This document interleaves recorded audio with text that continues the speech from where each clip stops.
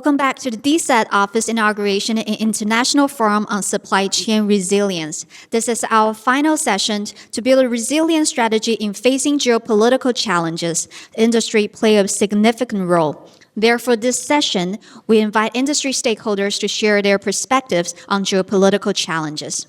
The moderator of this session is Dr. Luoming Shou. Joining her as the speaker are Vice President Jonathan Chan and General Manager Meng Xianming.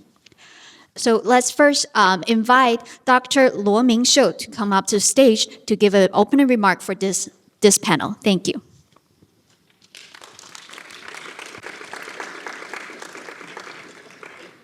Good afternoon, ladies and gentlemen.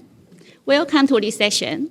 In this section, we are going to explore the industry's perspectives on geopolitical challenges. As you all know, the semiconductor has attracted a lot of attention in the recent years. Taiwan, being a leader in this industry, has also attracted a lot of interest. With the ongoing tech competitions around the world, the semiconductor industry actually is facing an increasing geopolitical risk. Therefore, many Taiwanese semiconductor companies, they are trying to adjust their strategy to tackle this issue so that they can keep competitive in the global market. Today, we are very honored to have two industry leaders with us.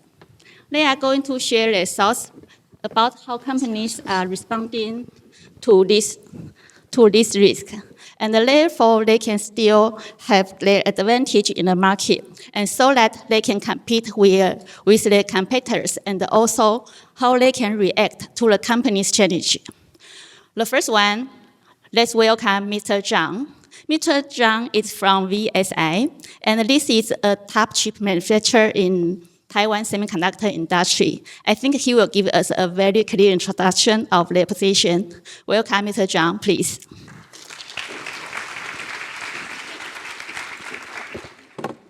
Good afternoon. This is Jonathan. It's a very interesting forum for me. Most of the time, I join the engineering forums, but it's quite unusual. I have this opportunity to listen to the different government's policies. I think this is a new area for me. So nevertheless, for the last several years, we did face quite a lot of challenge and opportunity in semiconductor. So allow me to give you a quick briefing what we have faced last several years and what are we going to do. So first of all, allow me to introduce myself. I'm Jonathan. I have been in the industry for exactly 30 years. So this year is my working years, 30 years. And I start with my career in Texas Instruments in 1994. And at the moment, Texas Instruments is to me, is a global industry leading company. Until today, they are still leading company in semiconductor industry. If you look at the logic, analog IC supply chain, actually their market share is probably still the number one in the world. In 1994, I graduated from Jiao Tong University, the IE school, and I start work in Texas Instruments. At the moment, we start to engage with Industry 3.0, and maybe I can have the quick surveys, make sure I really can synchronize with all the audience smoothly. Can I have some quick surveys? If you have been in the semiconductor industry, can you raise your hand? Okay, 1, 2, 3, 4. Fine. Okay, so I can still speak something. All right. So I have been in Texas Instruments. At the moment, we start with the 3.0s. And after that, I start my semiconductor front end in SSMC. It's a worldwide fastest 8-inch in Singapore. And I start with 1999. And after that, in 2002, I came back to Taiwan. I joined the TSMC Fab 14. And the capacity at this moment, the 1 month, is 310,000 wafer output per month. Okay, so I'm very sure not really amazing for you. But this is Fab 14. Around 15 years ago, when we built up this Fab 14, the cycle time, the speed of the manufacturing and quality is still the leading in the world. Until today, they are still leading of the world. So the first 10 years, I'm learning all the semiconductor knowledge and how to do the good operation in semiconductor. And after that, in 2008, I joined the Qimonda. It's located in Richmond, Virginia. I spent over there almost 1 year, and at the moment, it's a Qimonda. By the way, this company no longer exists. You don't have to Google. So this company no longer exists already. So it's a memory company. And however, in the moments, we have the colleague from Germany, from Japan, from Europe, everywhere. So at the moment, we tried very hard to strive for the survive, but we didn't make it. But at the moment, we really spend a lot of effort to really strive the operation excellence. Without any investment, actually we came out another 25% more output without any investment.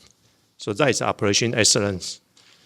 So in 2009, I joined the MEMC, the semiconductor substrate supplier based in St. Louis.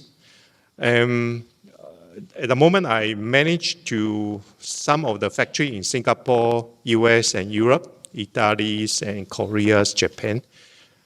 And after that, I joined back to Infineon, and but I managed the back-end factory, the overall system integration in Singapore, Malaysia, Germany.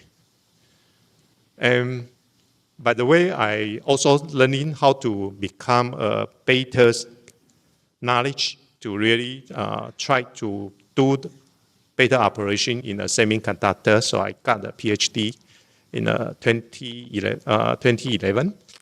So the second 10 years, I'm trying to validate myself, whether what I learned can really demonstrate in semiconductor industry.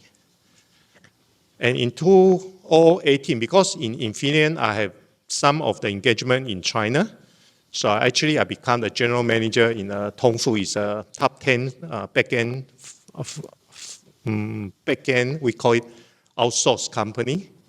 And in 2019, I came back to Taiwan to join Vanguard. Vanguard is TSMC is our main shareholder. It's around 30% of the Vanguard.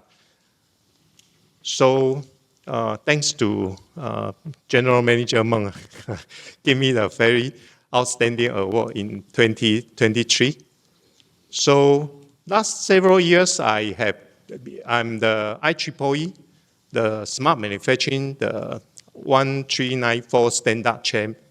And also I set up several smart manufacturing lab in Singapore, SSIA, Taiwan, SEMI, and also the Jiao Tong University. So I set up several smart manufacturing lab. So that is my last 10 years I'm doing my service in the industry. So finally, we are opening the new journey. Vanguard is going to Singapore. Yeah, so we have 5 factories, but we are moving to Singapore. We start to move into the 300 millimeters factory in Singapore. So allow me to give you some ideas how the semiconductor have the competency and competitiveness in industry. So normally, all of you have been always heard 2 nanometer. Sorry, we are quite far away. We only the most advanced in our company probably is 19 nanometer. Yeah, so 2 nanometer at this moment is the worldwide who can produce 2 nanometer mass production. What I say is mass production. It's only TSMC. Yeah, so however, allow me to give you gallium nitride, UV machines. All these actually are the new game rule. So technology-wise, it's a leading competency in semiconductor, but I'm not a technology person. I'm the operation person. So what I did is in the left-hand side. So we contribute to the cycle time, productivity, cost, and quality. We call it intelligence manufacturing. Yeah. So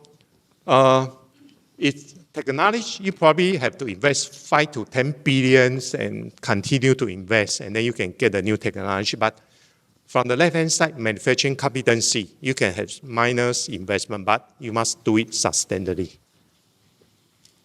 So this is semiconductors operation. So from the furnace and also the diffusion, we eat the patterns and we etch it out, and then we can have iron to make it transistor.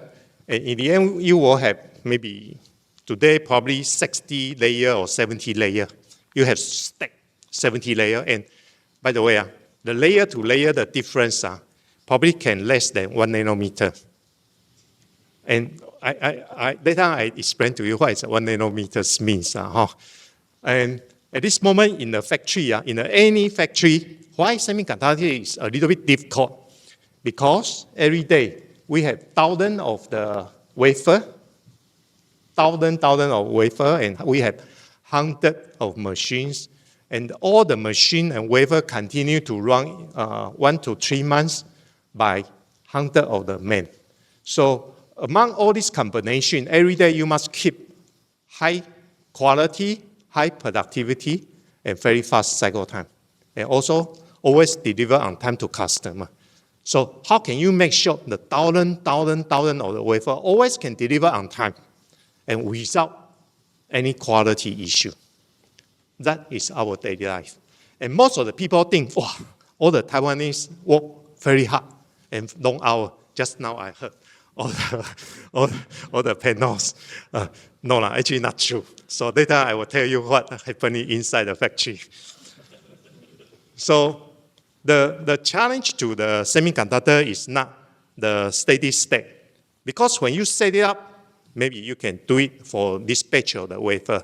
The problem is your machine always decay. Then you have new customer with a new design. And some of the customer design, they want to make their chip even smaller. So they don't care about your design rule. They just try to squeeze, and then push beyond your capability of the equipment. So that is our daily life. Our daily life is face all the deviation. That's a manufacturing theory. Later I will show you. And in the long run, we are not only the steady state. This is hair. You can try. Pull out your hair. Your hair is around 100 micron. So 2 nanometer is around 100,000. You just cut it. If you can cut, please. So you cut it, and then the width is a 2 nanometer. That is what we are doing every day.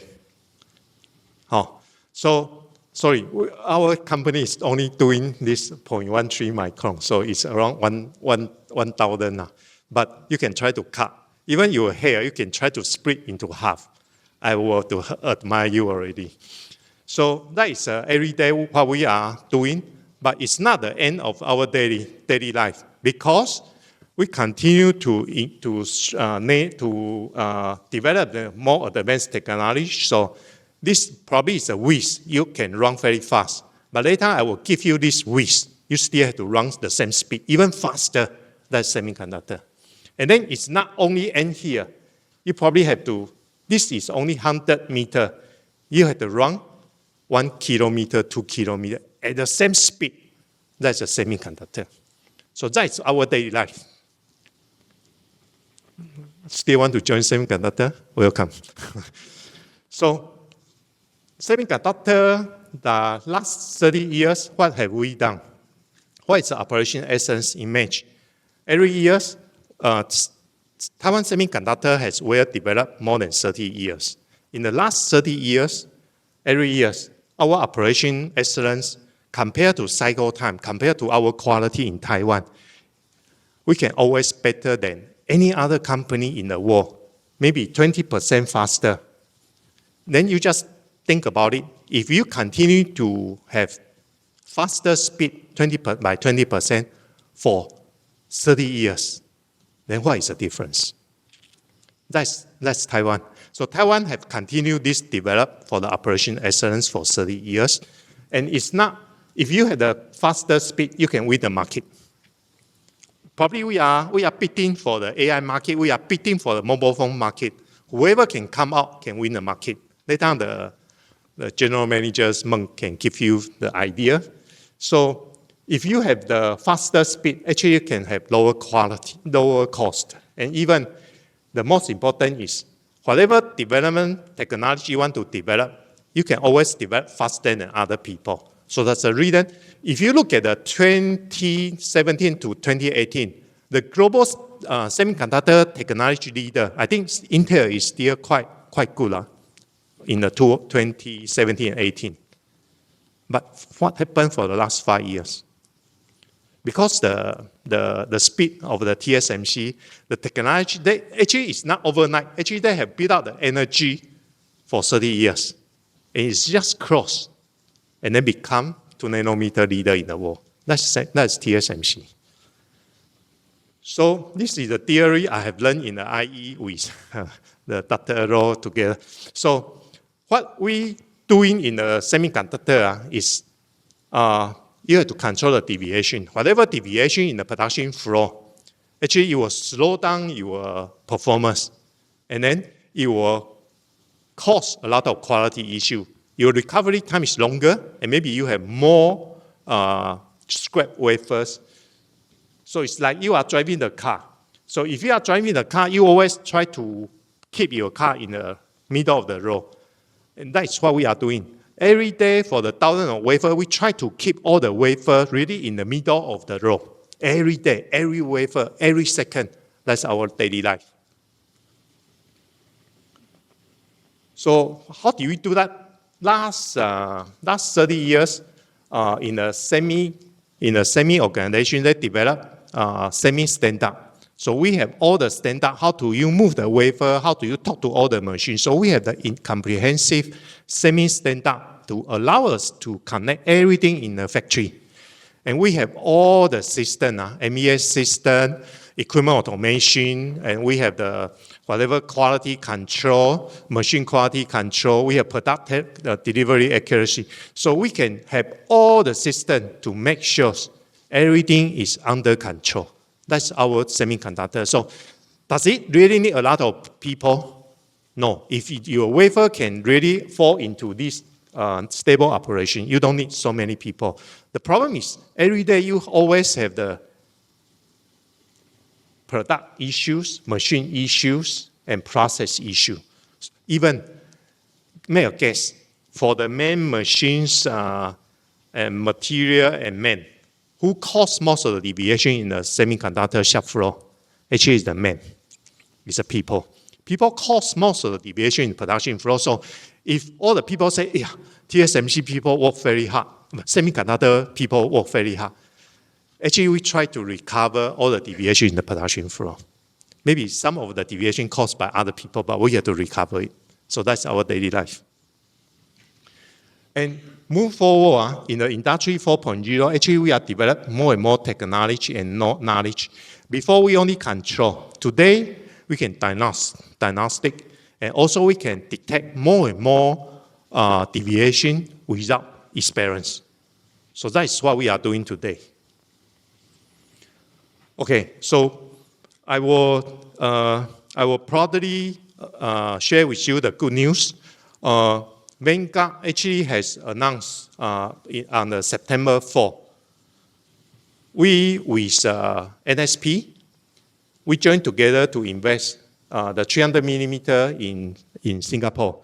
So we are developing these 300 millimeters to serve our customer. And somehow, actually, it's not only we decide. Indeed, actually, it's our customer request.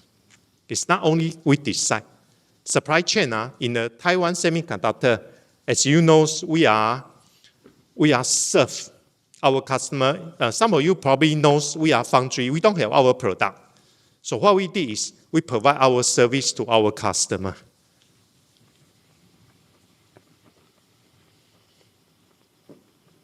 This is same news announced by NSP. So NSP is our customer. We call it VSMC customer. And also it's our partner to invest in Singapore. I have some of the view probably I would like to share with you.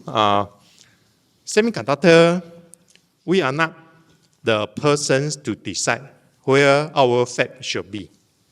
Actually, it's our customer, the supply chain, decide where is our location should be. So I think we need to really understand what is a preference, what is our interest for our customer. And by the way, semiconductor manufacturing is a global supply chain. We don't use our own equipment. We buy the equipment from ASM or Applied Material, KLA, TEL, ASM, Nikon, Ibara, Daewoo, IBM. We bought all the equipment and solution globally and become the semiconductor operation. So also we have to decide which location we can best integrate all the supplier resource, become the supply chain ecosystem. And any measure to help foundry customer and supplier actually will help us. So that is a policy actually I'm looking for.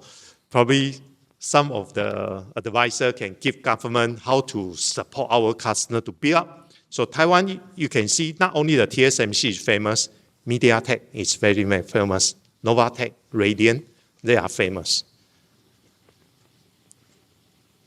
Summary, I think semiconductor competitiveness this is what I would like to share with you. Semiconductor is built on their capability to manage the continued deviation. What I would like to share with you, things most of you might not be in the semiconductor daily operation. I just want to share with you the deviation in the production floor of the semiconductor factory is huge. Every day, we have to manage all the deviation. That actually gives us an opportunity to best demonstrate how Taiwanese people can manage all the deviation every day. And manufacturing, as a manufacturing person, our goal is to support advanced technology and product delivered to our customer in a fast and effective way. I think geopolitics bring challenge, but also opportunity. Later we can have discussion what we really see, why we want to move this factory to Singapore. And we have this global supply chain. Meanwhile, we also leverage, this is a topic we really have to think about. I look at recent newspaper, I realize some of the statements say AI, Taiwan is a global AI center. I think about it, how to define the AI center. Yes, all the AI chip is manufactured in Taiwan. But if you look at who are develop the AI solution, actually it's Microsoft, it's Meta, it's Google.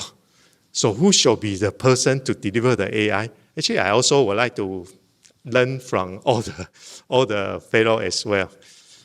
So I think that's all for my sharing for the semiconductor. Again, thanks for your listening. I just have these several minutes to share with you what is our daily life and what is our future opportunity.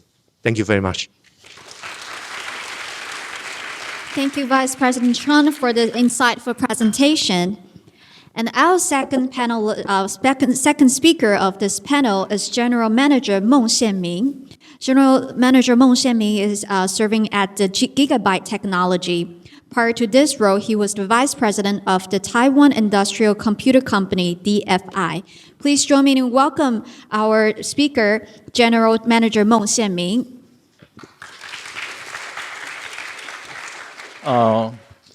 Good afternoon, everyone. Actually, it's always a pleasure to listen to Jonathan. Jonathan, a very good friend. And it's a pleasure to join the seminar. Okay, I work for Gigabyte, and I'm in information communication technology, what we call the ICT industry. Okay, so we come from, it's different from the fab. Okay. I won't spend more time to talk about myself, but Jonathan, it seems like spent 5 minutes, over 5 minutes to talk about himself. Okay, actually, I work with Gigabyte over 25 years. Okay, and most of my working experience is in the ICT industry. And I also teach in the school right now. Okay, I teach in the school over 20 years.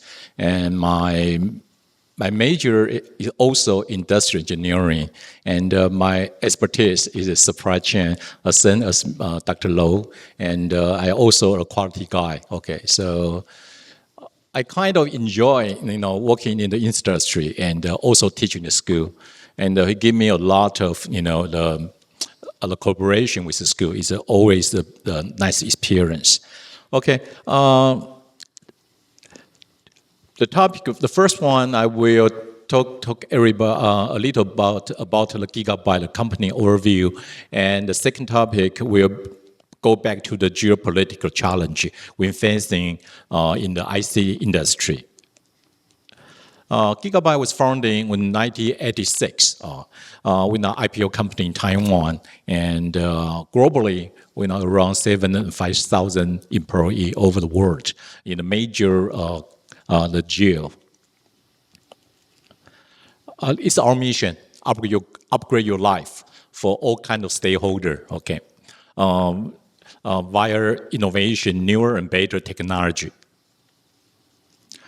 It's our total revenue. Since the AI, you can see last year our revenue is around $163 billion, NT billion dollar, and this year will be double digit compared to last year. And that's our core competence. We got a lot of IP patent, okay? So we file over 3,000 IP patent over the world. Actually, Gigabyte is we got our own brand. We're not EMS, so we must have our global manufacturing site. Back to 3 years ago, our main production will focus in mainland China and in Taiwan. But recently, because of the geopolitical issue, the challenge, we have to build a lot of the operation center, like in US, in Europe, even near Singapore, Malaysia. Okay, service is another core competence for Gigabyte. Since our own brand, so we got our own service operation over the world. You can see Europe, America, Asia, Taiwan, China, India, and we got a lot of authorized partner, okay, in major country. It's our product strategy. You can see here from the PC component, from the commercial enterprise solution. Jonathan just said, why Taiwan is an AI center? Yes, for the hardware it is, but for the software, maybe not. So you can see for the enterprise solution, from the server, from the storage, okay, so we provide the virus, the whole production line. So recently, what we call the HPC and the high power computing and the storage. So Gigabyte is very dedicated in this area. So every time when NVIDIA have a new chip coming, Gigabyte will be one of the best first partner to release the product. As you know, right now, the H200, the new chip, will be launched next year, for the first quarter of next year. So we are prepared for a new product release. Okay, it's our, we have a new term called access revolution. I mean, acceleration, it become the revolution. So here is a rack solution, rack level. So it's all made by Gigabyte. It's our rack solution in, for the data center. And here is a different kind of server-based solution from the HPC, high power computing, cloud, and agent, okay, and the agent computer, okay. Okay, so the second part, I will go back to the geopolitics challenge. As you know, the tariff on import from mainland China right now, become more and more serious. So they will disrupt our supply chain. As I said before, almost 60% of the operation production is in mainland China for Gigabyte. But because the tariff import from China by the US, so we have to find another operation site to deliver the product to US. Also, that's the first challenge. The second challenge is US chip, as per restriction to China, they cause a shift production for the ICT product. Okay, even myself, I have a misunderstanding in the first beginning because a lot of customers, they say, they hope, they insist their product, they prefer not manufactured in China.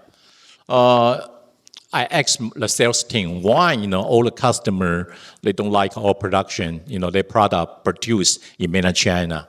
They say they're afraid for some reason, even the product is ready, but, politics issue, they probably be prohibit to ship out to our country. That's the reason why, our customer, as us, as Jonathan said, we kind of have service our customer. So we have to start to find out the regional, the operation, the site for our customer. Okay. Recently, in the past few years, Taiwan have a new policy called southbound policy in terms of manufacture and the human resource. Okay. Why Gigabyte is very, kind of serious for Gigabyte if the products be banned or be prohibited manufactured in China. You can see from the motherboard include the high-level desktop, server, workstation, and the graphic card. Okay, it's for gaming, multimedia, and also 3D modeling, professional design, and workstation. Okay, it also prohibit. And the last part is the server. You can see here what we call high-performance computing, data center, AI acceleration, and the GPU server for deep learning, large-scale data analysis. Okay, so it's all will be a risk jeopardized, if the policies, they are prohibit made in China, shipped to other country. Okay, so because this, they will affect Gigabyte at least 60% of production capacity. Okay. So let's talk about the new southbound policy in the past few years. Okay. So the geopolitical drive supply chain shift is still ongoing right now, but it's not ready. It's not complete. So we still have to ship in all the materials overseas to the southbound country. So they will have a cost issue and have the shipping timing issue. Okay. The second part is still shortage of maintenance technician for manufacturing equipment. Okay. And the skill, the production worker. Again, we still lack a lot of the skilled worker in those countries. The third is I just discussed with Jonathan before the speak. Labor market competition is intense. Okay, so a lot of countries they prefer to pay more salary to get the people you have retained. Okay, so it becomes a serious problem for us. Okay, and the second part is the cross-cultural management is a challenge. Okay, in different countries. I run the operation in the U.S. In U.S., we got the employee from the state, from the Mexican, from the Vietnam. So, under a lot of country people, you're going to management will cause a lot of problem. Okay, so you cannot rely on the translation people. So you have to train the local guy. But the problem is, once we train the local people, okay, in a couple of years, they still have a loyalty problem. Not like in Taiwan, Gigabyte, if our average work with Gigabyte is over 20 years. So there's one time we got a visitor from Japan. They visit our factory. I tell them our employee, the profile. Around 90% people work with Gigabyte over 5 years. And over 70% work with Gigabyte for 10 years. Okay, so let's say why? I answer why not? Because Gigabyte is a company we start with technology, but also, is a very warm, So we treat people nice. We believe we have to have the right exchange value. Okay, actually, what do you pay? So personally, I stay with Gigabyte. I work with Gigabyte for 25 years. Okay, that's the evidence. Okay, and the final part is the manufacturing and logistic cost in southbound remaining higher than the original cost in China. So, in one hand, we have to find a solution to prevent the risk. But on the other hand, you still have to go back to reality. You need the competition. Okay, you should have the cost efficiency. Okay, to meet the marketing requirement. Okay. I just say we try to find the regional operations center over the world. Actually, Taiwan is still our hub and control center. Okay, the reason the control center is our philosophy. For the product, what do we call the new product launch? From design to have the production recipe ready, we hope can be cooked in Taiwan. So for the overseas, we just transfer, the production kits and the recipe to overseas. So actually, right now it's very hard to train the skillful technician, engineer, and send to different country. Okay, so same thing is impossible. So we'll become centralized. So we follow the control tower, the philosophy. So all the product from EVT, DVT, engineering build, and the production build will be in Taiwan. So the MP production will release to the overseas manufacturer. Okay, so when distinguishing third part, the first part is Pro-American Group. We're based in Los Angeles. We have Los Angeles operation center, warehousing, and even the hub. And Pro-China also first, we're based in Singapore and Malaysia. Okay, and Semi-Mutual, we're based in Germany, Europe. So it's our policy to facing the regional, what we call the geopolitical. So to set up region operation, that's Gigabyte's policy. Okay, to facing the problem. Okay. Okay. So, Jonathan, I saved some time for you, so we can follow the panel discuss. Okay. Thank you, General Manager Mon. Please stay on the stage. Now, I would like to invite our moderator, Dr. Luo, and our speaker, VP Tron, to come up to the stage for QA. Thank you, Jonathan and Dr. Mo. Thank you for your sharing and your introduction on how companies are reacting to geopolitics. And I heard that from Jonathan, we heard that actually this is not a company decision. It's about the customer's decision. If the customers like you to produce somewhere, you have to go there. So to some extent, we can also recognize that the customer has very high expectation on the long-term collaboration with you. They like to build a close relationship with you, right? And also from Gigabyte, we noticed that they already have the manufacturing sites in the United States and also in Europe. And I believe in the future, for some purpose, probably you will extend your manufacturing to other places. Okay, so here we are open to the audience. If you have any questions to ask our guests, please raise your hand. Thank you. Please also state your name and identify your affiliation. I'm Ashwini. I'm a physics graduate, but right now I'm doing my PhD in international relations at Chengchi University. So my questions to the panelists is, I'm quite wondering that when we are talking about the semiconductor manufacturing, the basic unit is silicon, the element is silicon, and like the companies are focusing on going too deep to the 2 nanometer, maybe in future, 1 nanometer, 0 nanometer, maybe it goes on. But my question is that there is a physical limitation for any element. So in case, if there is an alternative to silicon, and if any country or companies are discovered and break through that, will this cause kind of a disruption in the supply chain? And right now, is there any country or any companies focusing on finding the alternative to that? That is, I'm quite wondering about that. Thank you. Hello, I'm from National Taiwan University, and I just want to ask a short question about how do you see the connection between TSMC's significant revenue growth in recent years and the maturity of Taiwan democratic development? Thank you.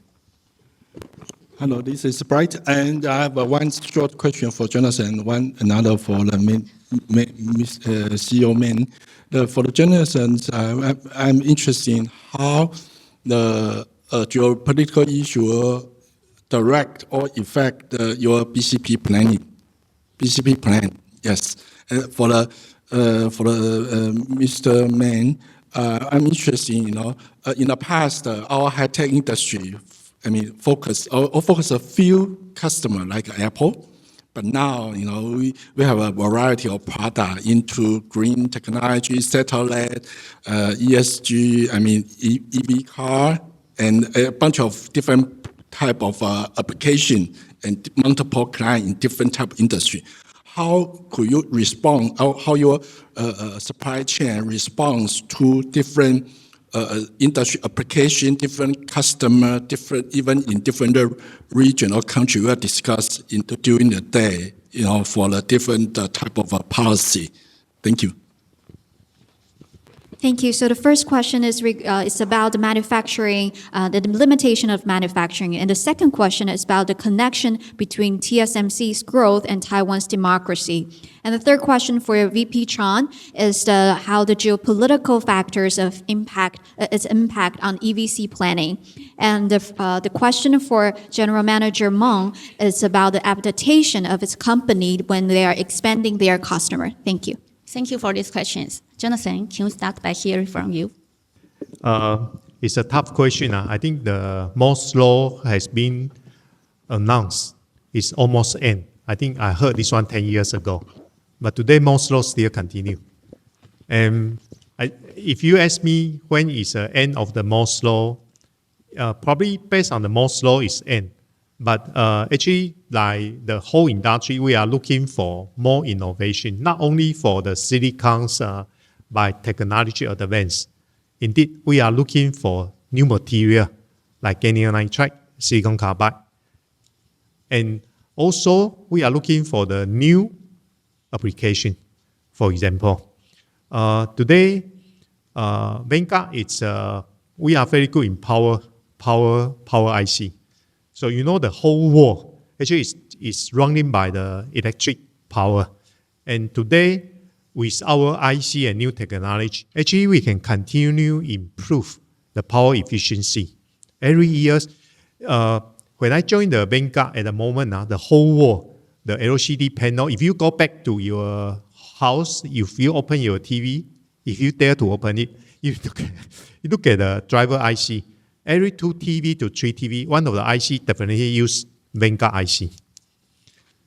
Yeah, but if you ask me what is a new application, today the panel IC actually, the main deliver is in China. If you look at the driver IC. But for us, actually we have a lot of new opportunity. You look at the EV, you look at the AI server. Actually they need a lot of the power IC. And don't worry about the limit of the physics. Actually, the innovation from all of you, look at the AI. I'm learning AI at the same time as you. Probably all of you learn much better than me. And I believe the innovation is there. Don't worry about the semiconductor. It's still long for you to join. Welcome. So you are coming to recruit new person? Welcome. So. Yeah. I think the Mr. Wu, the VPU asked me about the business continuity plan. Vanguard, actually, we have been in the so-called ISO certification with all the business plan, and also all the insurance company certified Vanguard actually is a good, well prepared for business continuity. Let's talk about the geopolitics. Every year we have the so-called risk assessment. Yes, it's one of the topics we always discuss. If in a geopolitical strategy change, and what will be the impact to our company revenue? And guess what? We didn't only see the challenge. Indeed, we see more opportunity. And you think about it, from the last several years, we are very good in the overall supply chain, the global supply chain. We are producing the power IC to serve the mobile phone drivers, the TV driver, notebook driver. We are very good at that. Today, we are also very good in the AI server, power management IC, EV, probably your house power converter.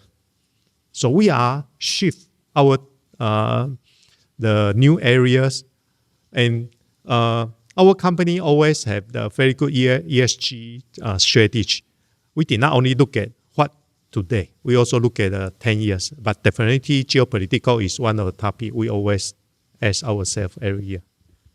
Yes, actually, in the past 20 years, the product and the customer base in Gigabyte is spent a lot. Okay, when I first joined Gigabyte, our main product is motherboard and the graphic card, and after that, we have the cell phone product. Right now it's gone. Okay, we lost a lot, and after that we have the notebook. Right now, I get you. Our main product right now is a server-related product. Of course, all the products have a different supply chain, the infrastructure. Take motherboard, for example.